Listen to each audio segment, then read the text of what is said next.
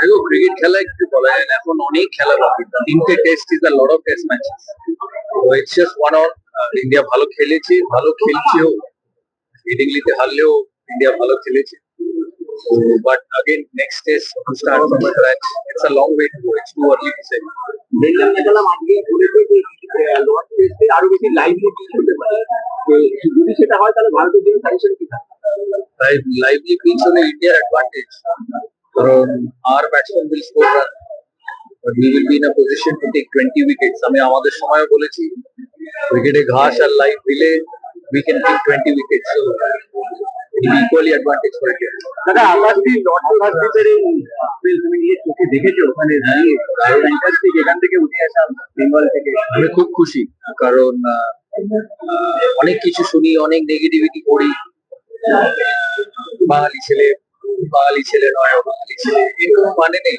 ও বাংলার ছেলে, ভালো তো ও মুকেশ সবাই, আমি যেমন বাংলার ছেলে ও বাংলার ছেলে। আর যখন এখানে এসছে কিছুই ছিল না, না ওর ছিল, না মুকেশের ছিল, না ঈশ্বরের ছিল, না মোহাম্মদ শামির ছিল। আরো আরো 12-13 বা আরো প্রচুর ময়দানে যারা খেলে তাদের মতোই এসেছিল, তারা নিজের কষ্টে নিজে খেটে সিএবি সাপোর্টে তারা আজকে এখানে পৌঁছেছে। You have to give credit. পরবর্তী ইন্ডিয়ান কোচ হিসেবে তোমরা দেখা যাবে, তুমি এরকম ইচ্ছা প্রকাশ করতে It's too early. কথা অনেক কিছু হয়, কথায় ইচ্ছে অনেক কিছু থাকে, রিয়ালিটি হতে তার অনেক তোমার ইচ্ছা আছে? দেখা যায়, জানি না। দাদা আজকে জন্মদিনে সানার তরফ থেকে তুমি স্পেশাল গিফট? সানা নেই, ফার্স্ট জন্মদিন সানা নেই। হ্যাঁ গিফট আমি দিচ্ছিলাম 3 দিন ইংল্যান্ডে, আমি মিটিং এ গেছিলাম, একদিন 2 দিন খেলাও দেখেছি, ওখানেই মিটিং ছিল, সানা দিয়েছে। তবে সানা থাকলে ভালো হয়, নেই কি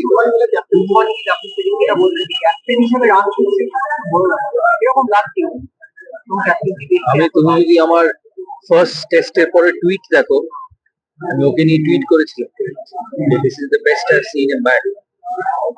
I am not surprised. 260 it's phenomenal. আশা করবো ওর career will take a new direction. I believe that he is a middle order player.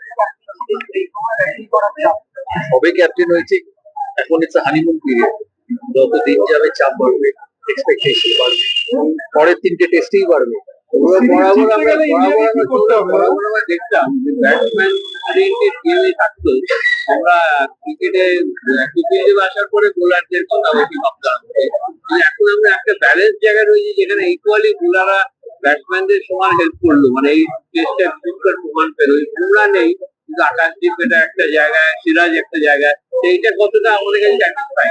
যদি আমি আমার একটা ইন্টারভিউ দেখো, পিটিআই তে দিয়েছিলাম খেলার আগে, পিটিআই সিইও এসেছিলেন এখানে, ইয়াং টিম, নতুন ছেলেদের নিয়ে বলেছি ভারত এমন একটা জায়গা, ভারতে এত ট্যালেন্ট ক্রিকেটে যে প্রতিটা জেনারেশনে প্লেয়ার পাবে, জায়গা তৈরি, জায়গা